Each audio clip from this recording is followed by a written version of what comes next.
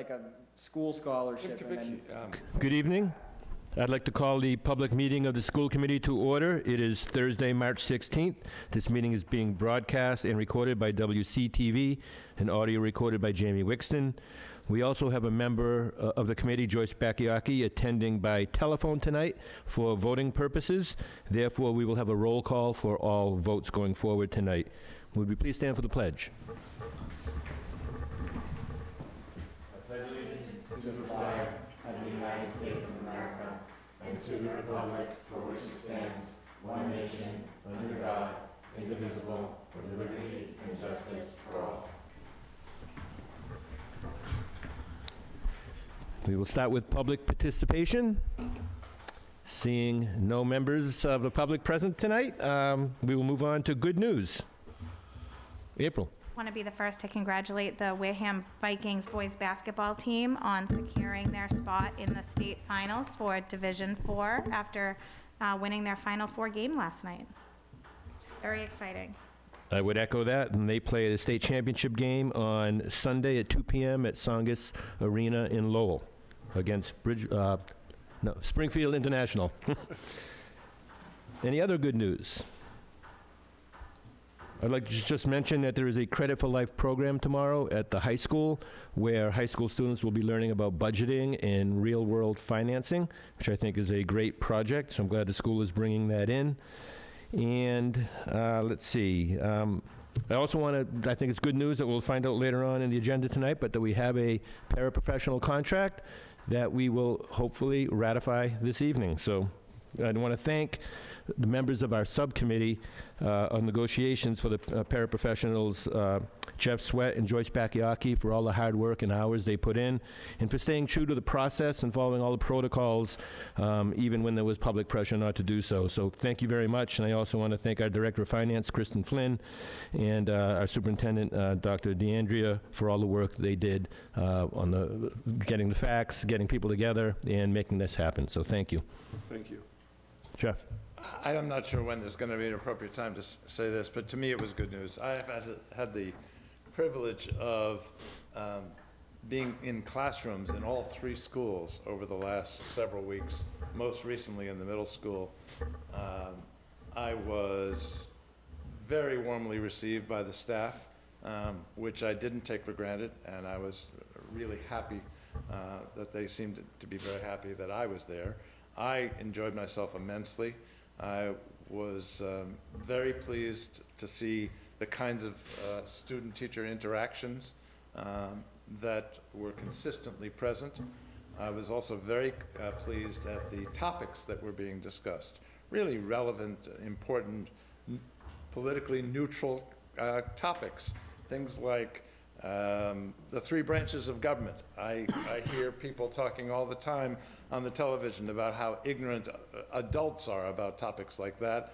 Well, our students are going to be leaving our school system knowing those kinds of things. And that wasn't the only thing.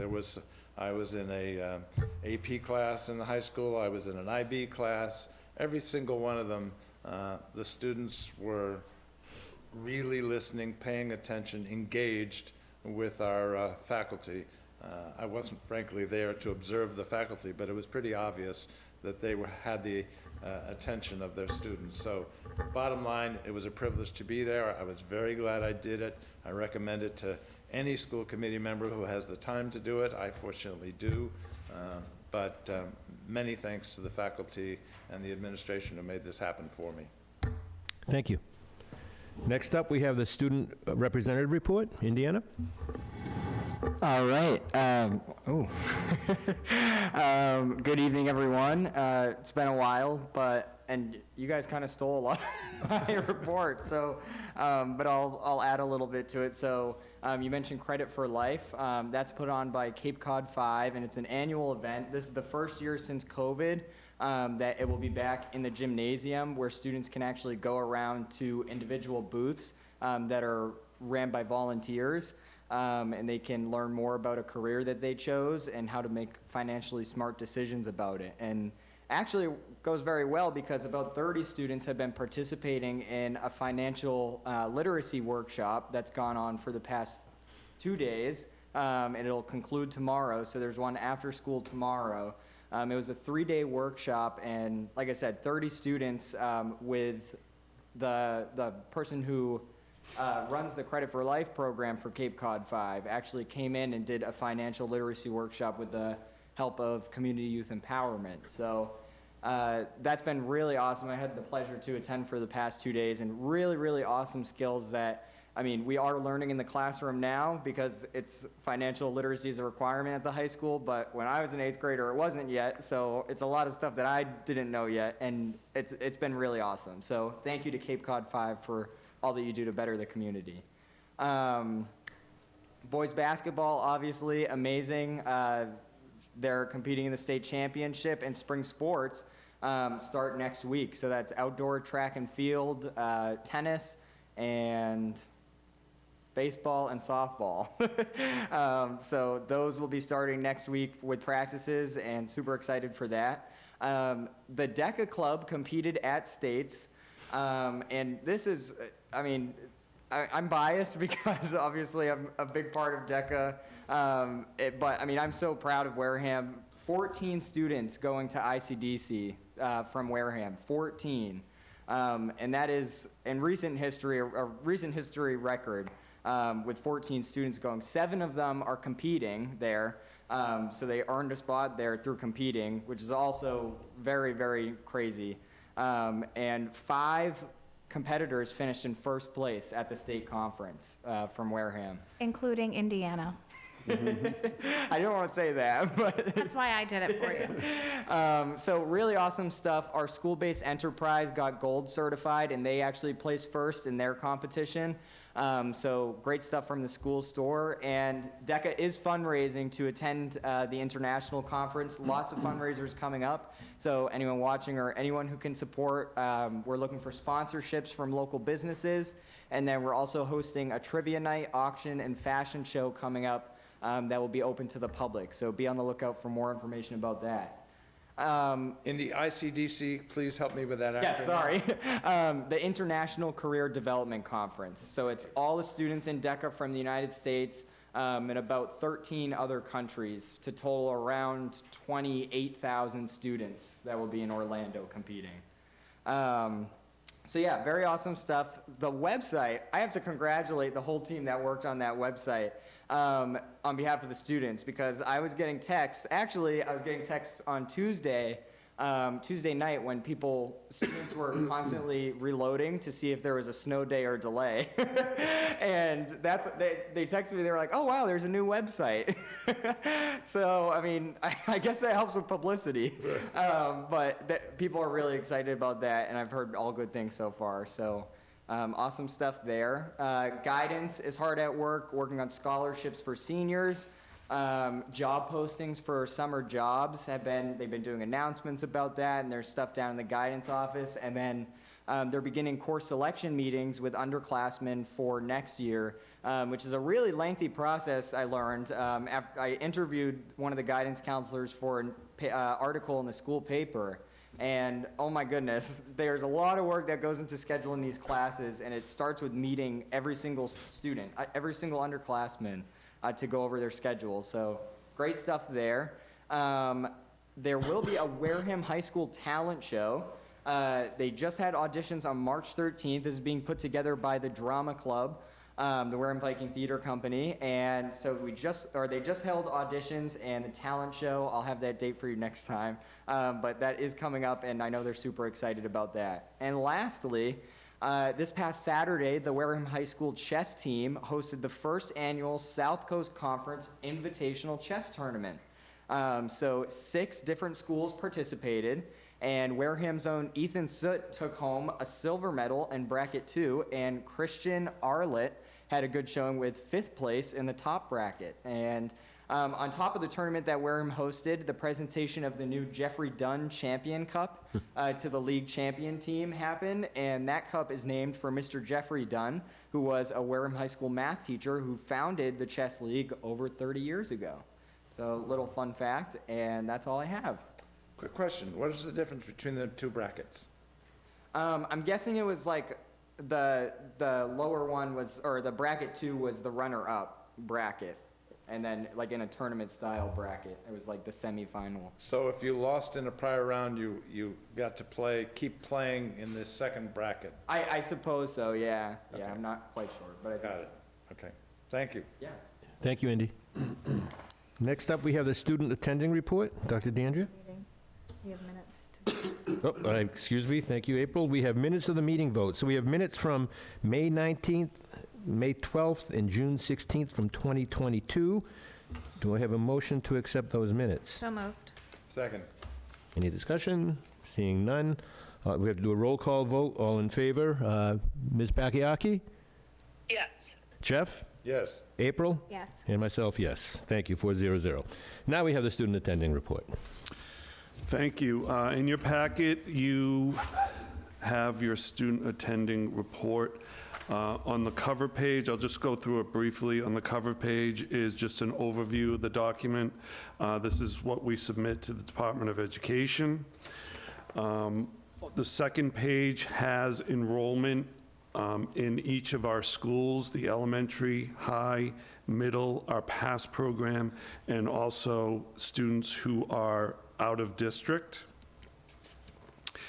The third section has students from other towns that are attending the Wareham Public Schools, and it's broken out by town, the school that they're attending, the grades, and when they started attending the Wareham Public Schools. That's the yellow section. And then the final section, the green section, has students that live in Wareham that are attending other schools, whether it be a vocational school, charter school, whether they school choiced to another district, whether they're being homeschooled or attending a private school. So it's a really comprehensive, complete breakdown. You get a really good idea of where our students are attending and what some of our student body, what towns they are coming from. So I'm happy to answer any questions. April? So I do appreciate how very specific and how you separated out each, the kids coming into the district and out of the district. And I know that one of your goals this year has been to focus on the school choice, not so much the students coming into Wareham, but the ones that have left the district. And I know with this list, is this a list, have you contacted, as the new superintendent, the families that have chosen out of district for their reasons, or sent out a survey, or had any contact with them? And, obviously, most of them, I'm assuming, were prior to your coming to Wareham. So. I have. Okay. I've reached out, and I put out a survey, and I think it went out to about 800 families. I received, I think it was between 100 and 200 responses. Got some really good information. I will be sharing that with the school committee. It was one of my goals. And when I submit my report at the end of this month, you'll be able to see what the survey produced. Okay. But it was really good information, and Great. I think it's going to be helpful as we go forward. And on the other side of that, the list that we have of students that are choosing to come into the district, do we have any interaction with those families as to why they chose Wareham as their school of choice, why they decided to pick our district from some of these other towns? Do we have a similar style of communication with those families as well? We don't, there's not a survey. We do, when they do school choice in, we usually know why. Oftentimes, it's families that moved out of town, but they want to keep their kids in the district. I have not put a survey out to those families. I think it's probably a good idea I now would that be you're saying it. interested to yeah. know why, obviously that people are, even people that moved out of town, why they're choosing, to stay in Wareham Public Schools. I think that's important for the people that, have qualms about whether or not they want to keep their kids in the district, to know that people have moved to other towns and are still choosing to keep their kids in Wareham Public Schools. And it really saddens me a lot of the time that the reputation that the schools have, when I know that they don't deserve what they have. I know that there are people that have had challenges and that there have been issues that people have, possibly had in the past, but I'm hoping that people will really see what we have to offer and how great of a district we are, so that we can kind of put that ahead of, the number of people coming in rather than the people that are leaving. I agree. Okay, thank you. And I know that demographics are changing across a lot of the country, actually, in eastern Massachusetts for sure, where there are fewer children in a lot of towns lately. So we already have, faced with a dwindling population. But my concern is, like, for example, in 9th grade last year, we had 113 students. In 10th grade this year, that same group, we're down to 90, almost a 20% loss. In grade 10, we had 109 students. This year, in grade 11, we have 87. Again, almost a 20% loss of students with a population that's already small to begin with. So I'm hopeful, as April said and you suggested, that really digging into those survey results to those specific families in those grade levels, because that seems sort of late in the process to me to be leaving. I'm just curious why, and hopefully when we look at those survey results, they'll give us some insight. It'll give us, definitely will. Thank you. Yeah, Jeff? to put these long numbers in context, and to Kevin's point about the demographics, I remember when I joined the finance committee in the early 2000s and then the school committee in the mid-2000s, approximately, let's say the early 2000s, there were 3,500 kids in Wareham. And even if you take all of the kids who are going somewhere else, it adds up to 2,500. So we've literally lost 1,000 kids out of this town just from them not existing. I know there are places in Western Mass that are struggling mightily with this. Even the Cape is having some issues with this. Some of it's housing costs, some of it's, there are a lot of factors, but I think people need to understand that in the case of Wareham, 2/3 of the problem is the kids don't even exist. Thank you. Thank you. I just want to say one thing, as, this report is a tremendous amount of work, as you can imagine, and it was done by Jamie. I just want to say thank you to her Thank you. for all the effort she did to put this together. It's a lot of work, a lot of numbers. Thank you. All right, we have the Director of Finance report for the monthly financial report in February, and then we have a budget transfer vote.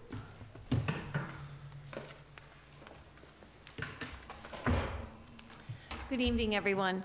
I'll start with the monthly financial report, and what I'd like to do is just go through the budget by function, and I'll talk a little bit about each category and where we're at in the budget with that. Before I start, I will say that we are continuing to watch the budget very closely. We do have some deficits, which I'll speak to, and then how we're going to address them. So if we look at the graph, I'll start at the top, tuition to other districts. We're doing okay with that. We've used most of our local budget funds. What remains is our tuition to Bristol County Agricultural. That came in less than what was budgeted, but you'll see in my budget transfer that that's one of the accounts that I'm using to cover some deficits, because we won't likely be needing that. We will have, as of right now, some money left in circuit breaker, about $86,000 right now we're tracking for tuition, and about $117,000 for transportation. But that can change, but that's where we're at with circuit breaker at this point. In the fixed assets category, the 7,000 account, this is just a line item that's replacement of motor vehicles. We haven't needed to use that, so that's why you see that there's 100% of that budget line is available. Under 5,000, that's leases and fixed charges, benefits. These are our leases and our insurance.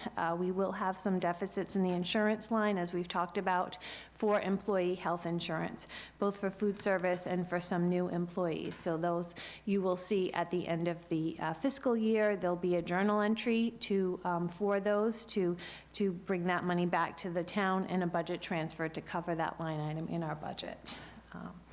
In the 4,000 line item, this is the operations and maintenance. This is where our custodial and facility salaries are, utilities and maintenance and repair of buildings and equipment.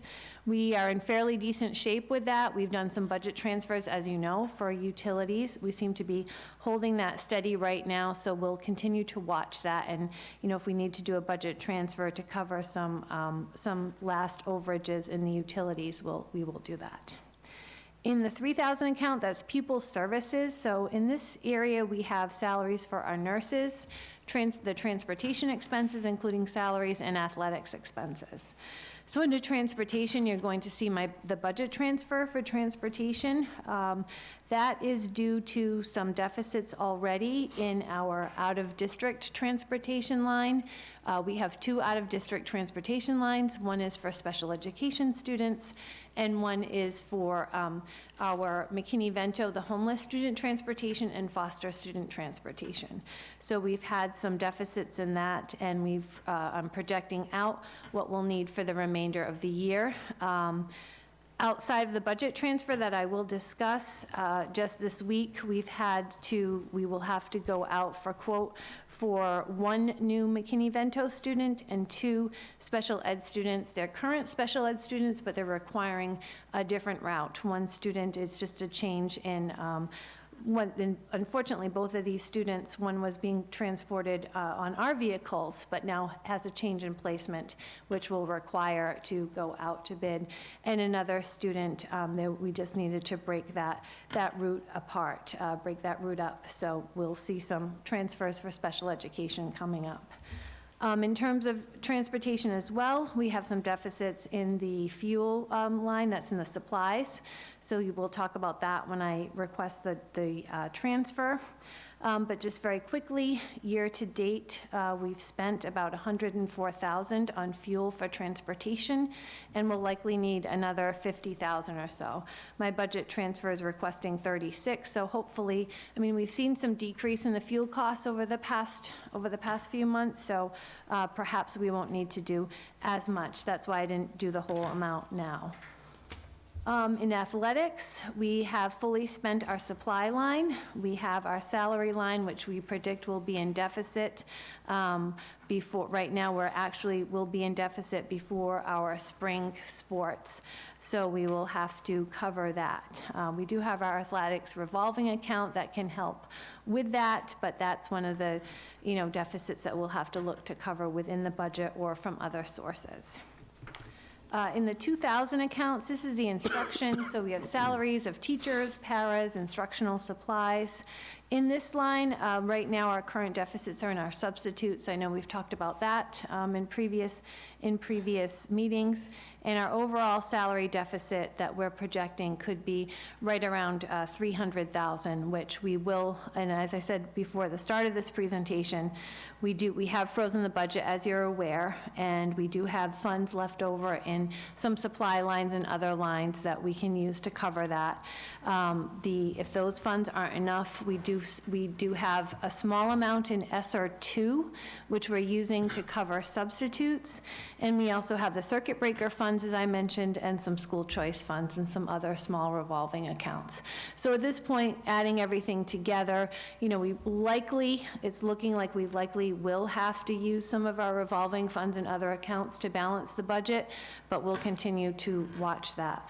Oh, and finally, in our 1,000 accounts, which is the superintendent's business, school committee, human resources, and technology, those lines are all, aside from some salaries, that account area is holding its own. Does anybody have any questions on the budget update? Jeff? 2 things. One is, we've talked a lot about student absenteeism and how critical it is for education. Is the level of absenteeism of staff been a problem? And is that part of the problem with the use of substitutes and the associated costs? It is a challenge. It is a challenge. It's something that I am going to look closer to. Some staff have excellent attendance and others don't. So we do address it with staff when it is an issue. Okay? But I will say this, that it is higher than pre-pandemic. It is higher than pre-pandemic in this district and across the state. I hear it from other superintendents also, that staff attendance is more challenging now than it was prior to the pandemic. Does anybody have any insight as to why that would be the case? Well, I think part of it is the requirement of, 5 days out if you test positive. And that's one piece that I can say. I don't have, a definitive answer of why I think it is, but it is definitely higher than prior to the pandemic. And the second question, what is causing the deficit within athletics? I believe, I don't know how it was budgeted in the past. I know for next year, we took a look and made sure that we projected the salaries as we know them fully for every sport, every coach. So hopefully, that won't be a problem next year. Is it salaries, or is it some other area of Right now, it is salaries, and surprising. the contracted services, we do still have some funds in other, which we would use to pay, I think, our, any officials that are not on the payroll, any other payroll expenses, or any other, say, the trainer expense, or the supplies have been fully spent, so there may be some transfers, for that, if there are some supplies needed for spring sports. I mean, as a coach, I know, Ed is all over me, asking me ahead of time, what the needs are for each season. And I'm sure I'm not different than any other coach. I don't like to surprise Ed. So I let him know what we need, and he provides it, and they're not extraordinary. Now, the good news about the basketball team is they're going off, so there's some transportation costs associated with going to, Bridgewater, Raynham, and then to Lowell. But those are good news reasons. Exactly. For deficits. They're not bad news. Right, that's priceless. Yes. Priceless is an excellent term. And the 1150 was well worth it. It's too bad it went to the MIA instead of to the winner of the game, but that's another story. If I may, I think part of it is also Wareham previously had athletic fees that was suspended, I understand. That's old news. We didn't have them for the last 2 years, I think. Right, that's right. So I think that it wasn't budgeted to make that up, and why it wasn't, or how it wasn't, or I don't know. But right now, going forward, we are determining what we need and budgeting for it in the LEA. You're still on your budget honeymoon. That's right. That's right. So that sounds good, that you feel more confident in the athletic budget next year, as opposed to this year. You have some more control over it and input. And I do say, I'm not speaking for the committee, but for myself, I say we continue to waive user fees as long as possible. We're trying to build up programs and participation, and that would just be another impediment. April? I definitely agree with that. So I know you had mentioned deficits in transportation, and I know that you were watching like the fuel costs and things like that. Are some of these deficits included, like repair, or like having any replacement buses or anything like that? Is part of that something that you're watching as well? Sure. In the transportation supplies line, there's two. There's one for regular education transportation and special ed transportation. And the transportation department decides, determines, what purchase orders go to each. So, but there is one line, and that one line for supplies includes parts and fuel. So I'm sure that it's a combination of both. Certainly, the higher fuel costs and, the fact that we do have some aging buses that, our transportation director has said she has been spending on parts and supplies. I'm sure getting parts for older things is becoming harder and harder, so I can understand that. Okay, thank you. You're welcome. Thank you. You're welcome. Now we have the budget transfer? Sure. So the budget transfer, which I gave a little preview for, is to, this current one is to transfer funds into transportation supplies, contract services, and transportation special ed supplies. So the accounts that I've identified to transfer from, and again, some of these are arising, from the budget freeze and knowing that we don't have these costs to pay. So fortunately, we have them available to cover these deficits and the, presumably the athletic deficits. So I'm looking to transfer from District Other Instructional Services, and this is a line item that has not been used this year, so I feel confident, and I don't think it was used last year, so I feel confident that those funds are available. And the other line is the Mass Schools Ed tuition, and that's the tuition that we pay to Bristol County Agricultural for any students that go there. So we paid the invoice in full, and we still have some funds left, so I'm going to transfer a portion of that. And also the Transportation Ed, and that's an account that has not been used this year at all, so I'd like to just transfer it into our other transportation accounts. So we have a deficit, like I said, in transportation contract services. This one here is the regular education one, and that's for our foster student and our McKinney-Vento, the homeless students. So we do have some information on that. We do, those are line items that are very difficult to budget for and very unpredictable in nature.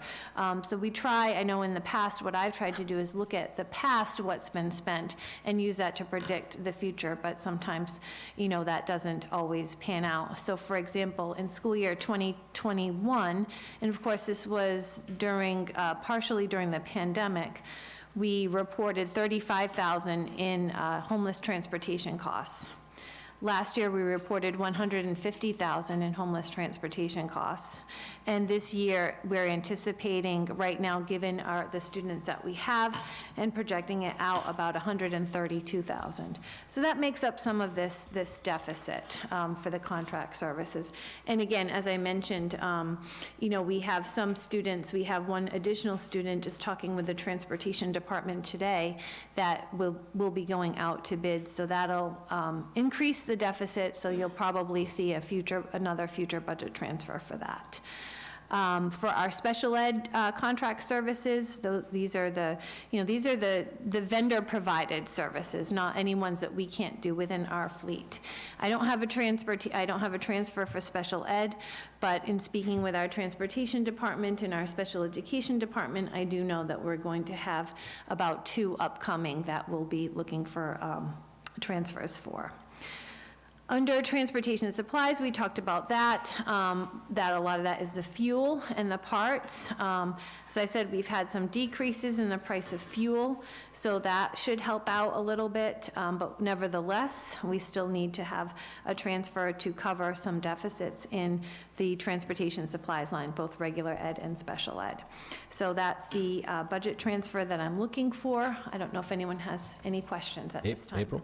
So first, I just wanted to thank you for doing all this, because I know that it's tedious, and me and numbers aren't friends, so I give you so much credit that you are so thorough and transparent with this budget every time, so it really is important. But, so did you say it went from $35,000 to $150,000 for homeless student transportation in 1 year? Right, so in the school year 2021. Now, this is the cost that was reported on the Department of Ed end-of-year report. So I just pulled that off that report, not having, specific knowledge of that. So that was pulled off the end-of-year report, $35,000, and that was 11 students. And those students, 1 came into Wareham, and 10 went out to another district. And in that year, that district was New Bedford. So we can look at that. The following year, 21-22, there were 19 total students. 8 came in to Wareham, 11 went out, and that was $150,000. That was reported on the end-of-year report. And those other districts were Fall River, Freetown, Middleborough, New Bedford, and Plymouth. And this year, we have 11 total students. 6 have come into Wareham and 5 are going out. And again, some of these are not full-year placements. So we currently may not have 11 students, but we will, right now, we have 11 different students that we've transported either into Wareham or out of Wareham. And those other districts are Fall River, Kingston, New Bedford, and Plymouth, and we're anticipating 132. And the important thing to know about that is, under the law, we are required to transport students, but we also, districts are required to cost share. So fortunately, I mean, those costs are very high, but they could be higher because we are able to cost share. So if we get a quote for a route, say for $400 to New Bedford, then New Bedford pays $200, we pay $200. That And- doesn't just show how much of a housing, affordable, how much affordable housing is actually needed. The fact that transporting homeless students in this area and not splitting that with other districts.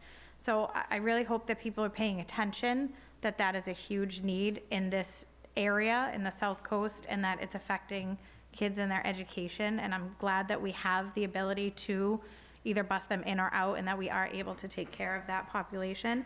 My other question for you is, you had mentioned that there is the line item you want to transfer things out of that hasn't been touched in 2 years. Is that, at that point, when monies haven't been, moved out of that account in 2 years, is that something that you're looking at to either erase that line item from future budgets so that it's not just sitting there, or is that a line item that we have to keep for DESI? I believe in that specific one, that top one, the district other instructional services, I believe we zeroed it out for next year. Okay. So that When you made said you those hadn't funds touched it in 2 available, years, I right. was like, I And that was hope our that we don't rationale have for that. that, Okay. right. Thank And that you. made those funds available for our other line items. And right now, for the Bristol Aggie tuition, how they bill is for the students that you have as of the previous October. So we had to pay the invoice to Bristol Aggie this year for last year's students as of October. So we know, so for next year, we knew that we had 0 students at Bristol Aggie. So that line item, that tuition was used probably in other tuition line items for special education. Thank you. You're welcome. Jeff? As we sit here today, do we have any idea what the state is going to allocate to us for McKinney-Vento reimbursement? Well, they are reimbursing based on what you report on the end-of-year report, and I'm not sure, but I believe that in the governor's budget, they wanted to fully fund it, so I don't know if it'll be a one-for-one expenditure, but right now, we're anticipating $132,000 in costs, so depending on what, if they reimburse that at a percentage, or if they reimburse it one-for-one, I'm not sure. But at least it's something. Yes. But, that reimbursement is, we receive it because we already spent it. So it's not additional funds, but, we receive it because we've had to expend it, but. Yeah, I understand. Now or later, it's still valuable. Secondly, I'm trying to reconcile this report, which has a lot of New Bedford kids on it, with what you just said about kids being transported to New Bedford. Are they McKinney-Vento kids that they have roots in New Bedford? Where they live, where they would be living. They're homeschooled? They went to school, they became homeless, they have temporary transportation, and they have temporary housing, maybe in a hotel in Wareham. They get bused to their school that they were in. And then back, because they're living in Wareham. So, yes, I understand that part, but do they show up as a New Bedford, as having chosen New Bedford over Wareham on this report? They're considered homeless. So They're listed homeless on that report. But they're part of the outflow on this report. Is that an accurate statement? there are some that are the inflow and some are the outflow. I guess because I'm trying to understand why there's such a huge New Bedford population on this report. And if there's another reason other than parents are choosing New Bedford over Wareham, then I'd like to know that. Because on page, well, let's see, I guess it's page, where is all the?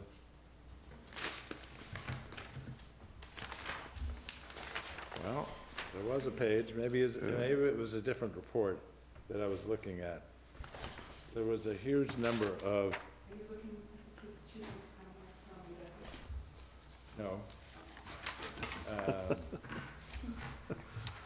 Maybe it was one of the computerized reports. Okay, bottom line is, the McKinney-Vento students are not listed as outflow, or for that matter, inflow. They are simply McKinney-Vento students, period, end of story.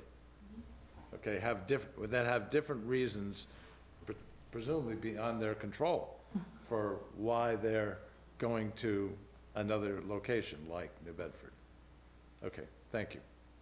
So do I have a motion to approve the budget transfer? So moved. Second. All in favor? Joyce? Yes. Jeff? Yes, April? Yes. And myself, yes, 400. Thank you. thank you. Okay, superintendent reports. Nope. Oh, my goodness, thank you, April. Website presentation, of course. You on track. Who knew I'd be the one reining him in today?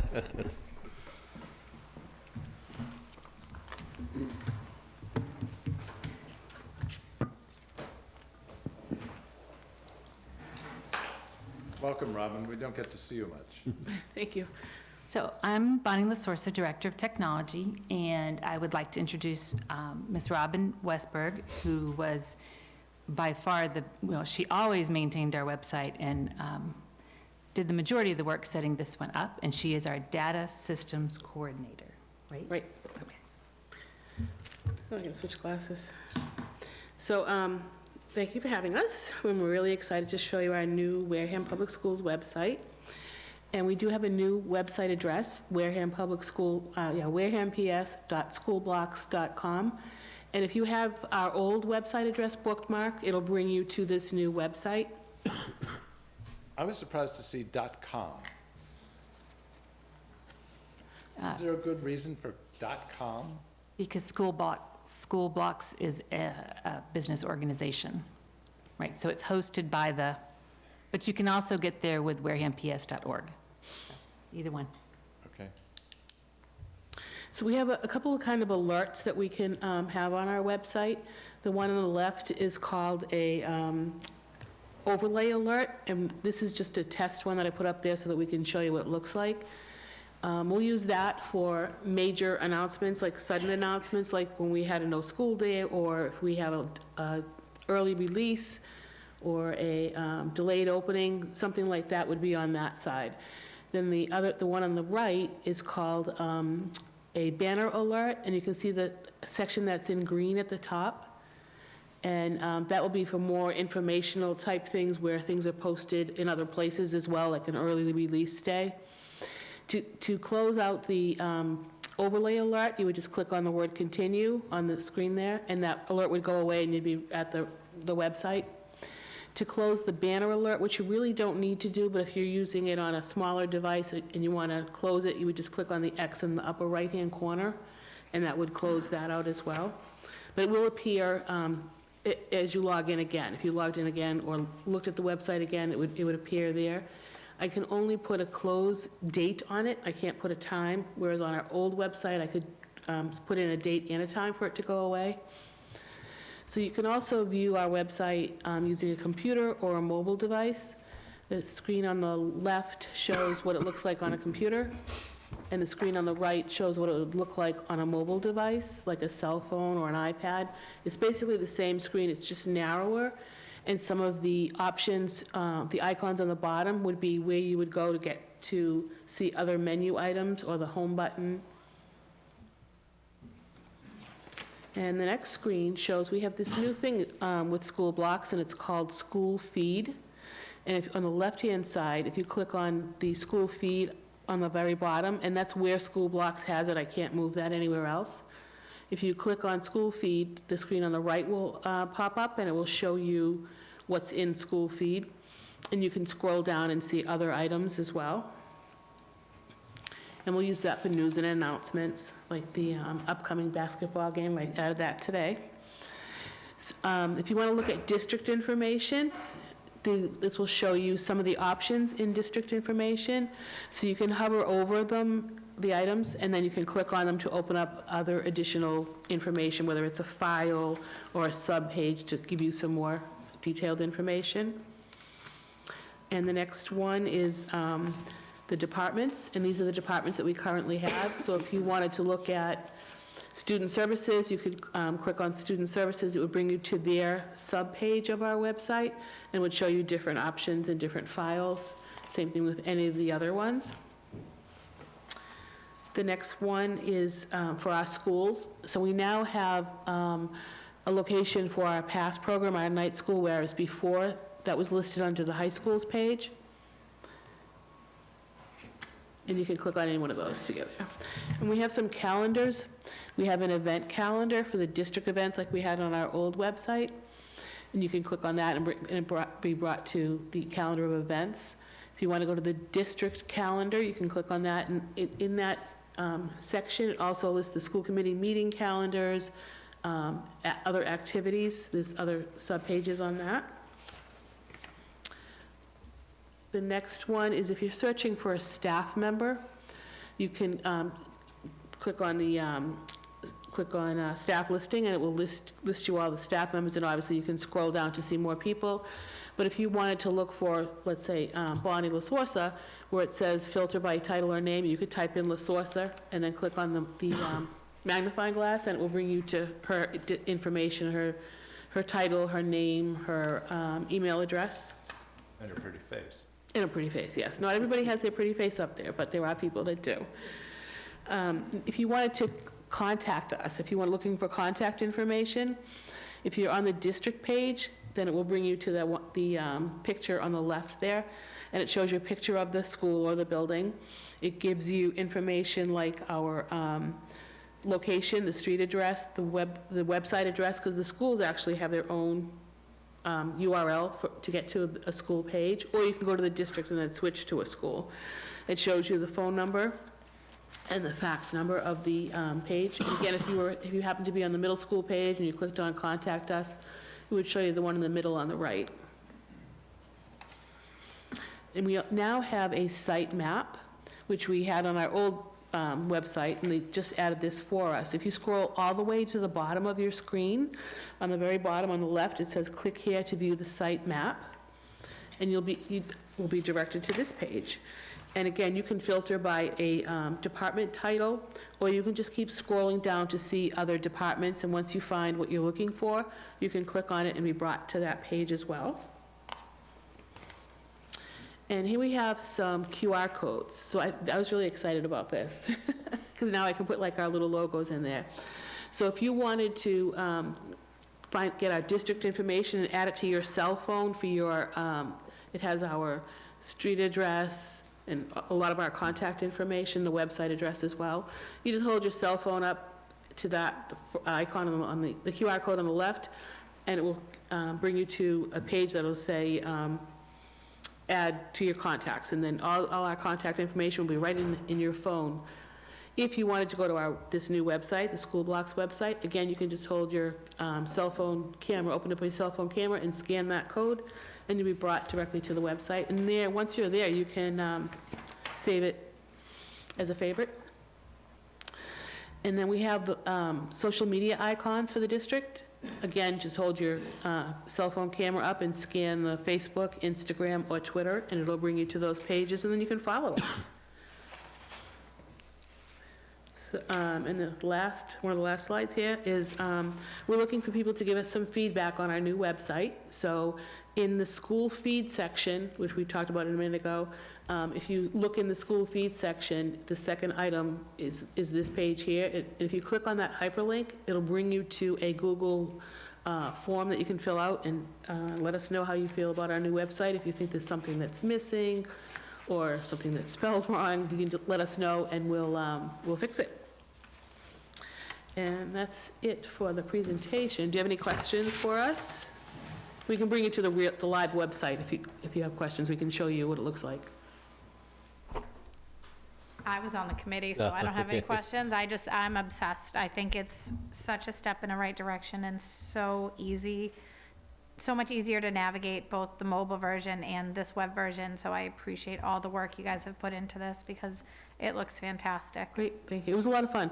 And actually on the, I have the QR codes right on the website, so and it rotates. So we can add videos, we can add QR codes, we can add news, and pictures, and we can add items to our calendar. And so I wanted to mention, we just added this, and you have it in your packet, but it's a handout, and it's late basically because I couldn't find somebody with an Android phone, but this is, I do, you could have asked me. Are you I'd suggesting know. there's something wrong with people with Android no, phones? I just couldn't find one. So one of the things that we liked about this company in particular, one of the requests was that it worked well on a cell phone and that there was an app. So this is not really an app, it's really just a bookmark of the web page. But this sheet gives you directions on how to set it up on either an iPhone, an Apple device, or an Android device, see it's on the back, with some little pictures, so that, and if you have it, it looks like an app on your phone, and you just click on it, it takes you right to the website. The other thing that came up today that I hadn't thought about, when you are looking for a person, it's by school or district. So, and we could change that. It's definitely up for debate. But if you search under staff and you're looking for someone who's an elementary school teacher, it's not going to find them. You need to go to the elementary school site to search for them. And we can change that. It just makes an awful lot of people in our staff listing at the district level. Click on your thing for the cell phone thing. Right here? I just did the cell phone. If I can do it, it's user-friendly, so very good, thank you. Click on the I was doing it live right with there. the website Yeah. on my computer and can see the it. cell phone at the same time. Yeah. Jeff, you had a question? Yeah, and I did it earlier, and it works great, so thank you, and it's an Android phone. So I have two concerns about websites. One is you're satisfied, which is, it seems to be friendly, intuitive. It basically, it works for someone with even a modest amount of techie experience and expertise. The second one is, how is a website maintained, especially with information that is constantly changing? And that is, to me, the real test. So what is the broad answer? And I'll probably have specific questions even after your broad answer to that question. So we actually met earlier this week to discuss that. So we currently have a public relations media person in each school who their job is to post on social media. So this summer, we're going to look at changing that posting, and it'll obviously be a conversation with the superintendent and the principals as far as including the website in that. Principals, the calendars are all, so the other thing we liked about this is that it's Google-based. The calendars are all linked. So the principals already have, although only the middle school has had time to play with it, if they post on a specific middle school events calendar, it puts it on their webpage and it puts it on the district level. So that is set up to go. Blogs are set up to go. And then we're going to refine how some other parts of it work. The permissions on the website are very specific. So we could, in fact, we were discussing with it today, we could give Melissa Fay rights to place things on the student services page, and that would not affect any other page. And so we're looking at those things.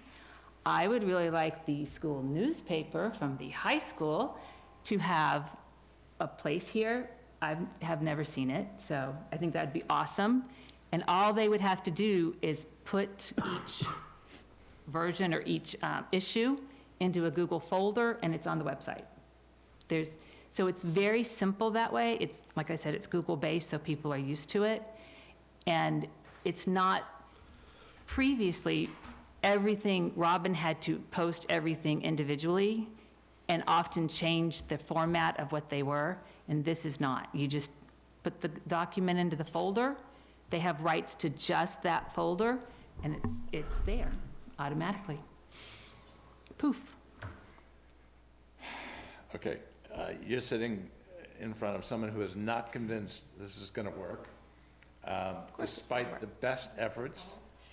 Despite the best efforts, despite the simplicity of what you're describing, it's still going to depend a lot on human beings Absolutely.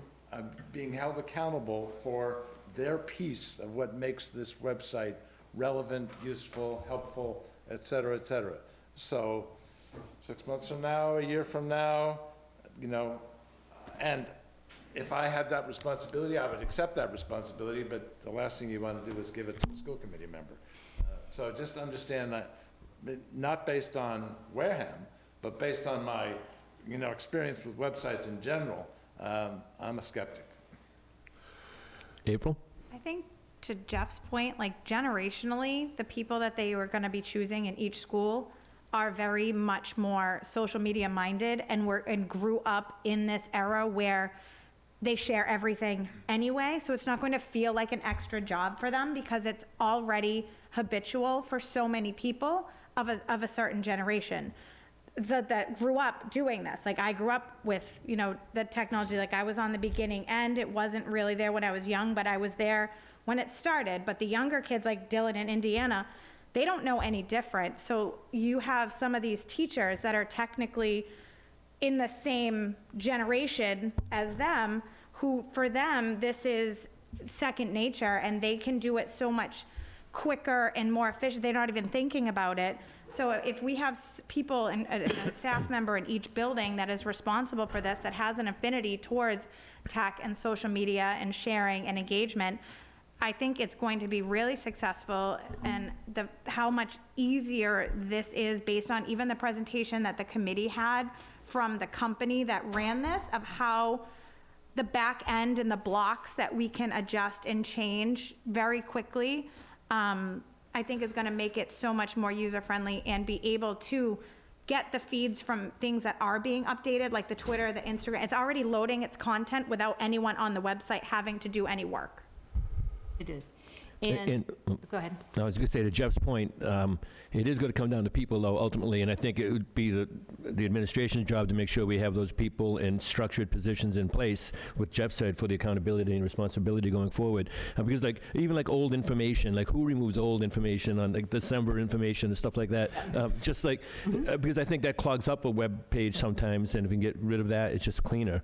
And just lastly, I want to thank you both for this, because I do think it's a step in the right direction, a big step in the right direction. So you can put all sorts of events on here, esprit de corps events, like Pie Day. I understand there's a Pie Day celebration. I'm just wondering why the mint Oreo pie winner wasn't featured on the website.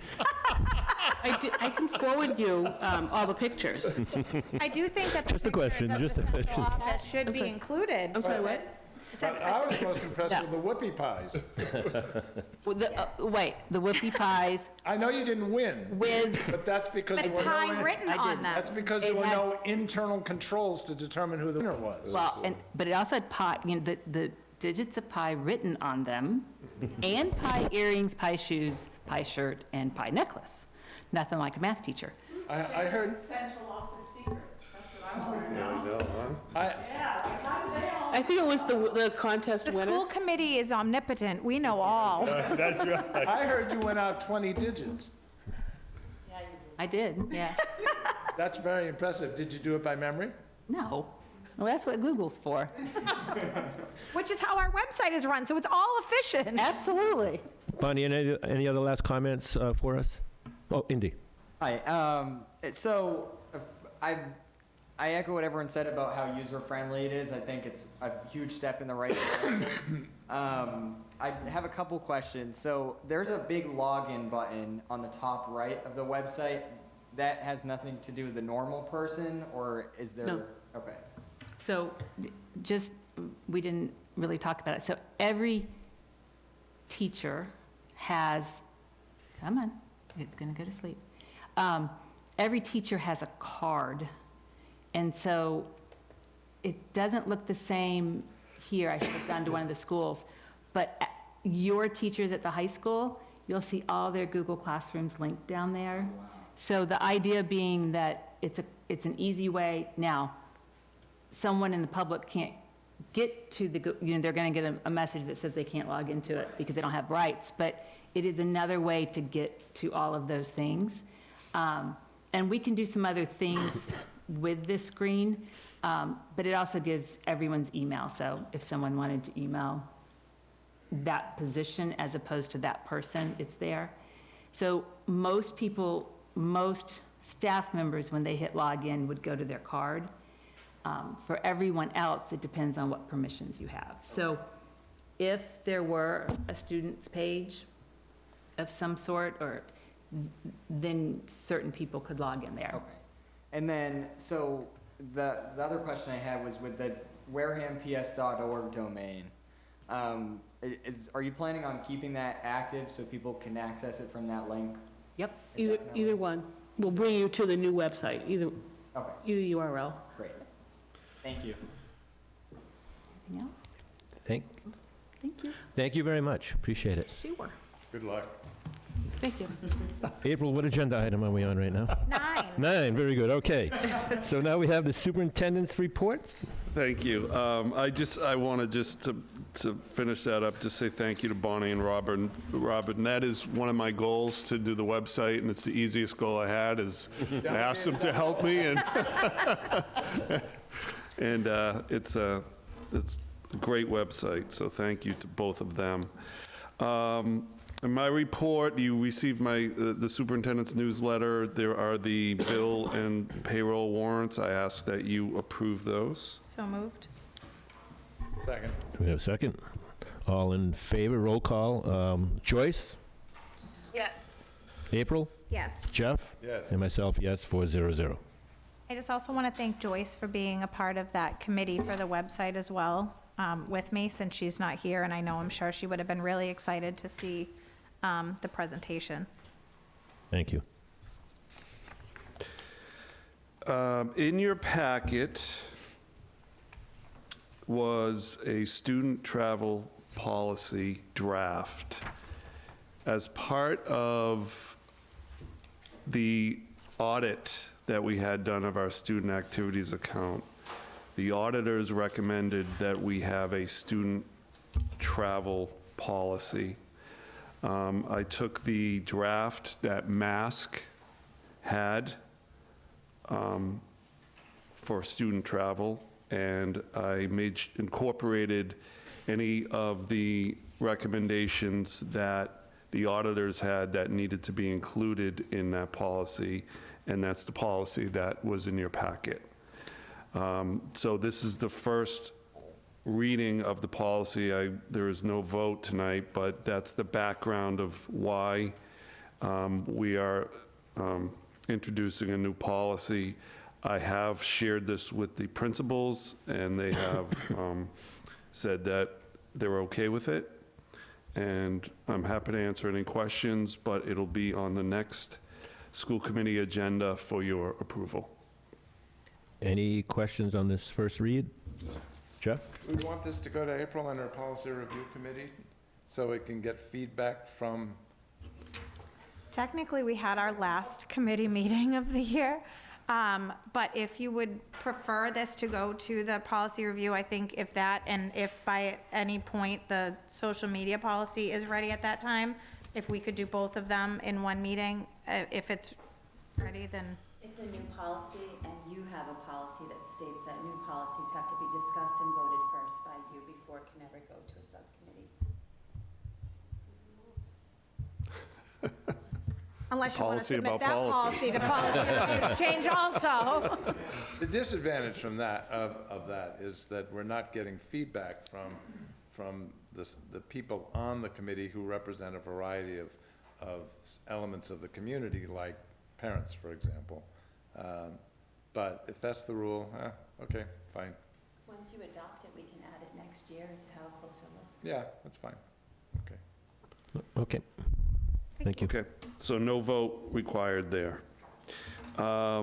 Unit C contract, so the MOA has been voted and approved by the paraprofessionals. Before you vote or consider voting, I just want to echo what the chair said. Thank you to Joyce and Jeff, who are on the subcommittee. There was a lot of meetings, a lot of different scenarios had to be considered. Thank you to Kristen. She spent a tremendous amount of time crunching numbers, and I know she was doing them at night and on the weekends because I was receiving the emails of some of those drafts over the weekend. So thank you for all the work that she did, and I think we have a good agreement.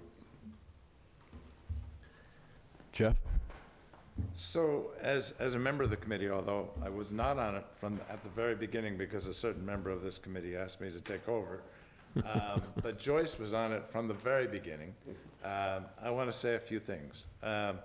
One is, it was, even though it did ultimately become an agreement that both parties felt good about, it was one of the most difficult contract negotiations I've ever experienced, because, not because there wasn't good faith on both sides, not because there wasn't civility.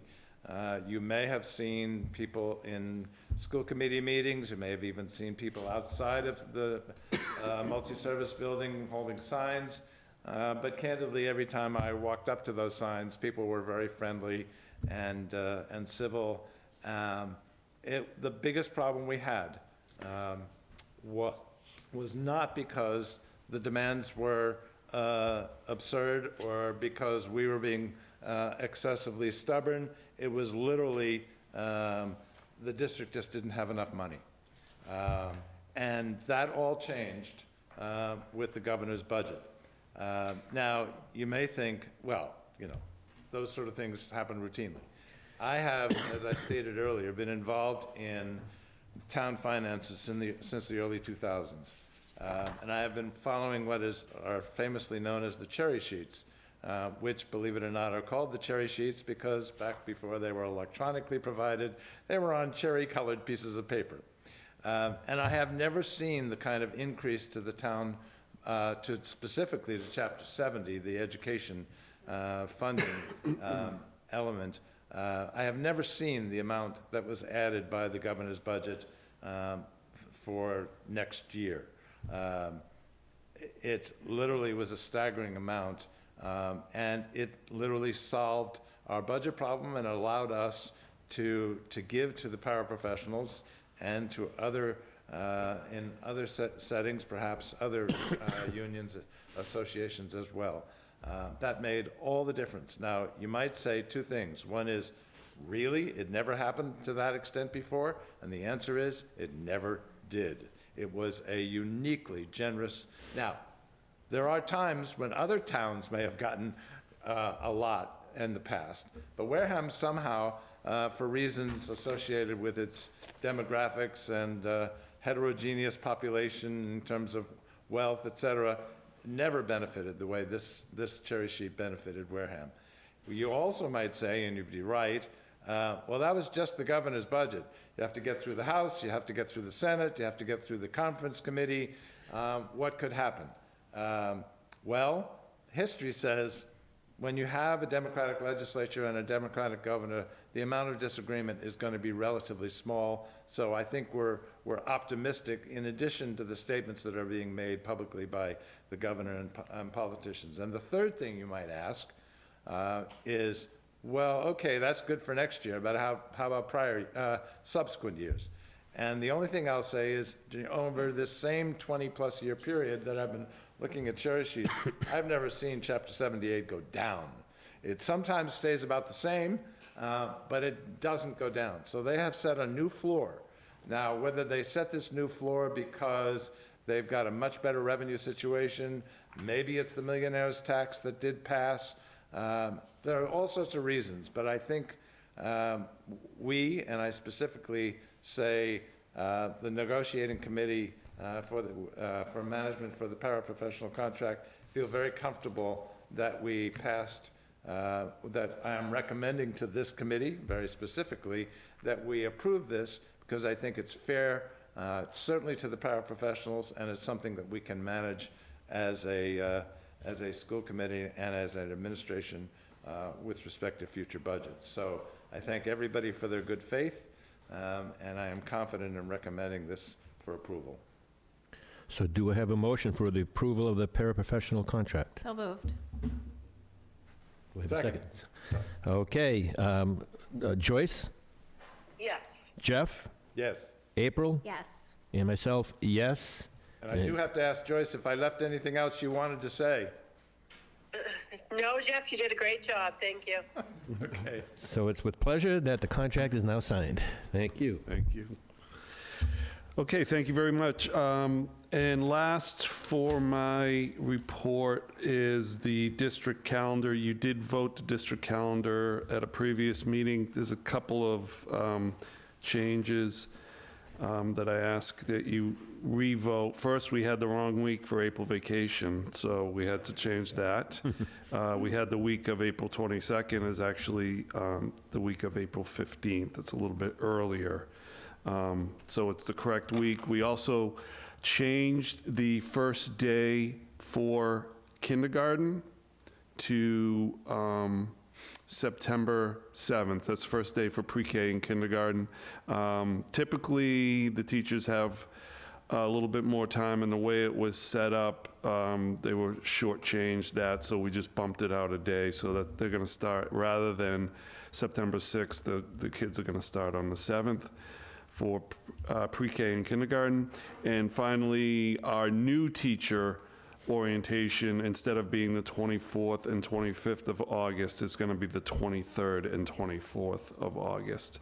So I ask that you revote to approve the calendar with those changes. So moved. Second, and I assume this has all been vetted by the association? Yes. Okay. Okay, we will have a roll call vote on the amended calendar. Joyce?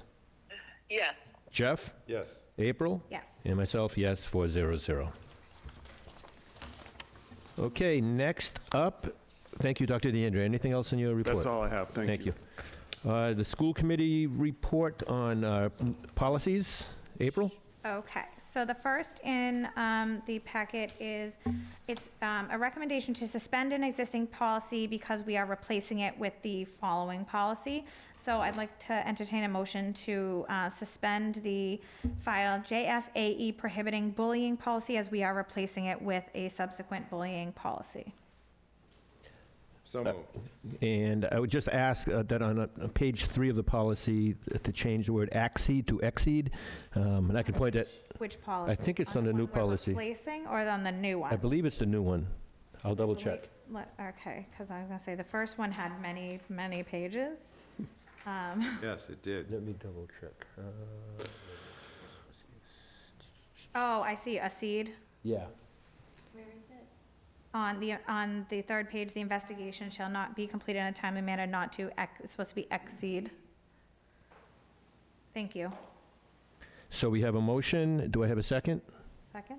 Yeah, Second? Okay, all in favor of accepting the new, No, it's suspending the original one. suspending the original and replacing it with the new mask? Second one, yep. Once again, roll call vote. Joyce? Yes. Jeff? Yes. April? Yes. And myself, yes. Okay, thank you. So the next one in the policy was the automated external defibrillator policy. We voted no changes to this policy, and Dr. DeAndrea did double check. We did have one question when it came to Cape and Islands EMS being the person that we reach out to, and because our EMS falls under that purview, they told us to leave it as is. So it has been checked with local EMS and the school nurses, and they've all voted for no change. So just entertain a motion to accept that policy. So moved. A second? Second. Okay, Joyce, Yes. Jeff, Yes. April? Yes. And myself, yes. Thank you. So the next one would be the criteria for approval of a private school by the Wareham School Committee. This is an MASC and I believe a DESI policy, and the only change that I recall is just updating the title of business manager to director of finance. And that was the only change proposed for this policy. Approval. Thank you. And I'll second. Okay. Joyce, Yes. Jeff, Yes. April? Yes. And myself, yes. Okay, the next policy is the senior privileges policy. Mr. Palladino presented this to the Policy Review Committee meeting, and this has been a policy that has been in place for several years, one that the students really have to earn and stay earning to keep that policy and really enjoy. And it was voted to have no changes to this policy by the committee. Motion to approve? Oh, I have a question, but Sure, okay, motion to approve. okay. And I'll second in your question? Okay. Do you have thoughts, experiences from prior districts with regard to senior privileges? I have some experience with them. We had, at Martha's Vineyard Regional High School, had senior privileges. How do these, and they're pretty brief, how do these compare with your experience? They're the same, Basically very identical. similar, yeah, Okay. yeah. It was not a policy. It was just a Practice, practice, yes. prior. Okay. Indy, thoughts? Well, senior privilege is my favorite period of the day. Dylan's too. Yeah. And I do agree that it's very rigorous requirements to get accepted for it. And even if you do have the class, to leave for the class, which is what everyone kind of thinks of when you say senior privileges, that is a whole new separate criteria where you have to have like above a C average and no attendance issues and stuff like that. But it is really helpful to have a block to work on like scholarships and stuff like that. And almost every student that I know from other schools has a senior privileges program for their high school. And a lot of them have study period in addition to that. So it's almost two separate things. And we actually kind of combine the two where it's like a senior study period and a senior privileges period. So that's my thoughts on that. Would you change them in any way if you could wave a magic wand? If I could wave a magic wand, I would I would expand the Viking block policy or the Viking block class that we have developed at Wareham, because it's turning into a really good study period, but I think it should be in line with some other schools in the area that have a similar study type. I mean, you can't call it study because that's not what DESI calls it, but academic support class. These privileges allow you to physically leave the building, correct? For certain students. Right, if you're approved, correct. Yeah. That's the only part of this senior privileges idea that I've never could get totally comfortable with. Do you have any discomfort about that? About seniors leaving the building? Yes. I don't have discomfort with that. So what are our responsibilities as a district, as a school, when that person leaves the building during the school day? What is our what? Our responsibility? Liabilities. I would assume if they're no longer on school property and they've left the Right. building, that anything would be on their own, like say if it was their own car insurance or their parents. Maybe that's true. I'm Liability. just asking the question. Yeah, I think the April's absolutely correct. It's as if they are not in school at that time. We do have to sign in and out too, so when we leave the building at the beginning of the period, we sign out so they know we're not in the building or on school property anymore. And then if we do come back during that period for any reason, then we have to sign back in. It's like punching in and out for a job. You're not Exactly. required by, responsibility of your job when you're not punched in. Okay. And I Exactly. I do see it as a gradual release of responsibility to, they're at almost 18, most of them. And it's, a little bit of responsibility and, because once you go to college, you're going to have a lot more freedom, so. I think it's definitely helped for Dylan's sake. Like, I wasn't sure if he was going to qualify, and he really worked to make sure that he did qualify to be able to leave. And he's a student that, for the last 3 years, has not eaten lunch in the cafeteria. He, frequently need, that kind of, but it's helped him with time management, where he knows exactly how much time he has. We live 5 minutes from the school. He knows he can go home.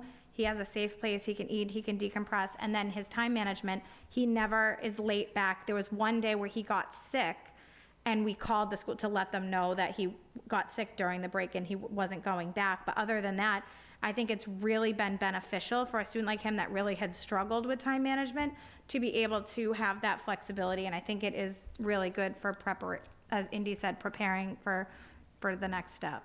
And you do have to be reapproved for it each quarter too. So they do reevaluate the list, and maybe even more often than every quarter, the deans look at the list. But I mean, it's discipline, attendance, grades, all of that factors in. And if they leave and don't come back or anything like that. So we have a motion and a second on the floor. We will now vote to approve the senior privileges, so keep it as is, I guess. Joyce? Well, first, I just want to say I can't believe I'm missing a I know. discussion about senior privileges. I did comment on that when you weren't going to be here. I know this is your least favorite policy. You know how I feel about it, I but do. yes, I'll vote yes. Jeff? Yes. April? Yes. And myself, yes. Thank you. Okay, the next change is also the distribution of information. This isn't necessarily distribution of information from the district. This is about from other out-of-district organizations that wish to utilize the schools to distribute, like the Little League, the Wareham Tigers, et cetera. And there was voting to not change this policy. It was, everyone was in agreement that it's fine as is. So I will move to accept. Second? Any discussion? Jeff? So, under announcements, announcements approved by the superintendent or designee may be made by the principal or designee. I mean, that sounds like even the principal needs your approval or your designee, or are you designating the principal as your designee? Would you like me to repeat that? Because Sure. I just reprove myself, to be honest I with think you. it was dependent on where the information was coming from. I think if the principals felt that it was, I think this was the discussion, if they felt that it was at their discretion and it was only for their school, like, then they would maybe mention it to the superintendent, but wouldn't necessarily need his permission. But if he had a question, then they wouldn't distribute anything until he gave his okay. To me, it puts the onus on the superintendent to too great a degree. I mean, I would think the building principals should have, I'm surprised they don't even have the legal right to control announcements within their own building.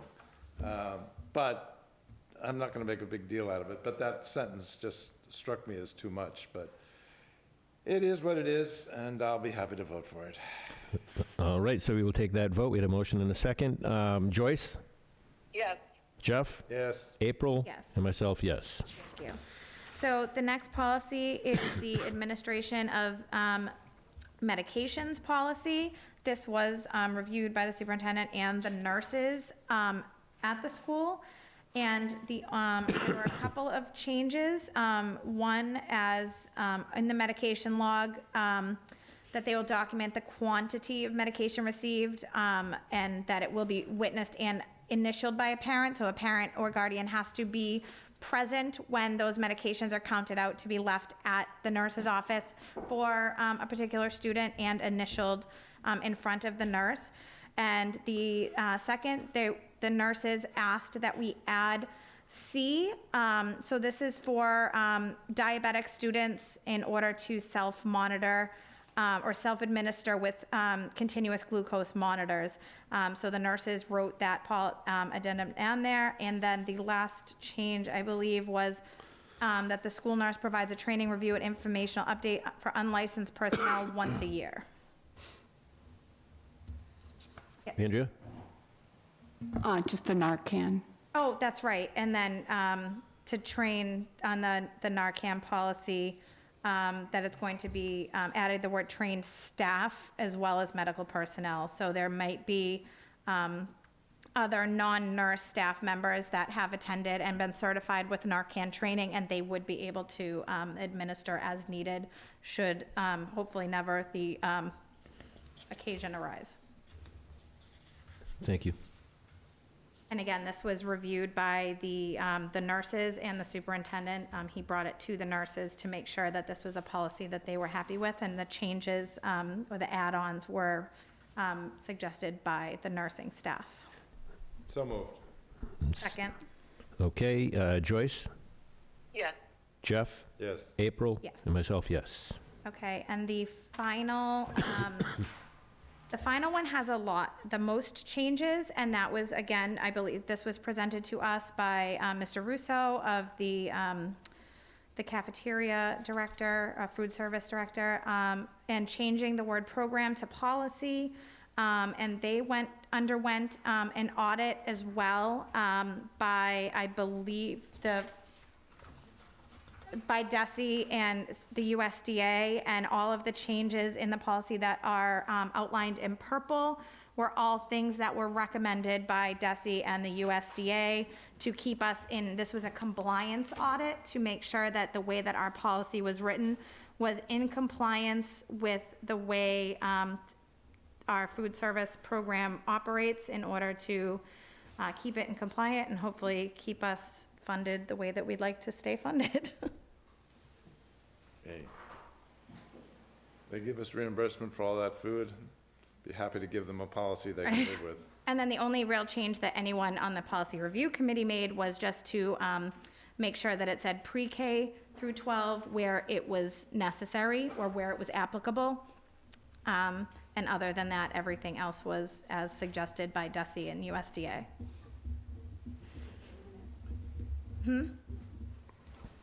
We discussed the minute requirement. Oh, For phys ed? Yes, Yeah. what we did was we needed to be safe with that.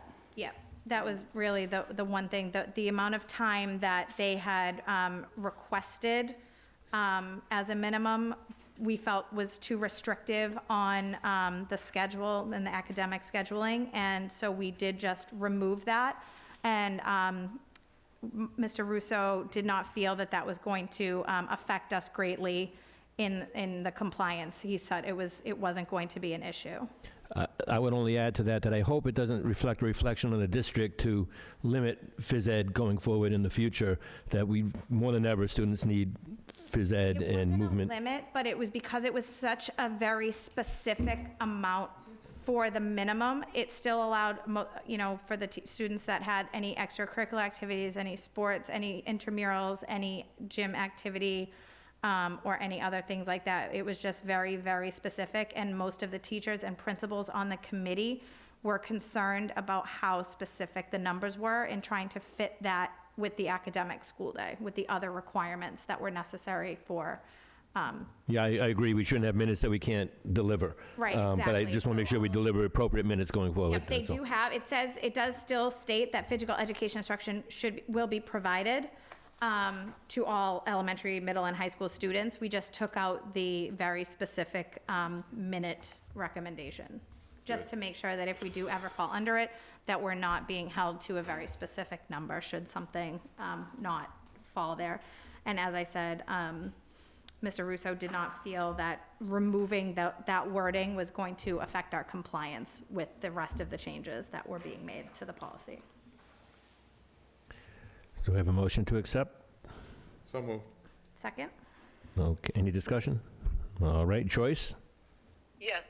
Jeff? Yes. April? Yes. And myself, yes. Okay, thank you. And I do want to also thank the members of the Policy Review Committee who met monthly. We've been meeting since November.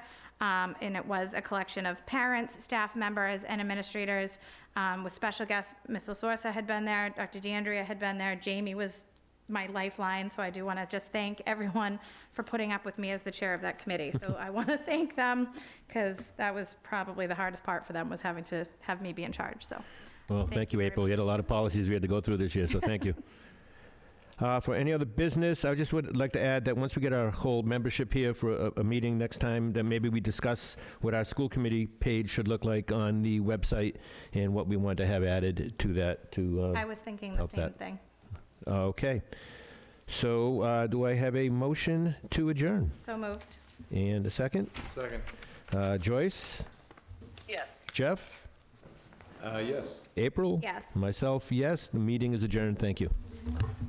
Thank you, thanks, Joyce.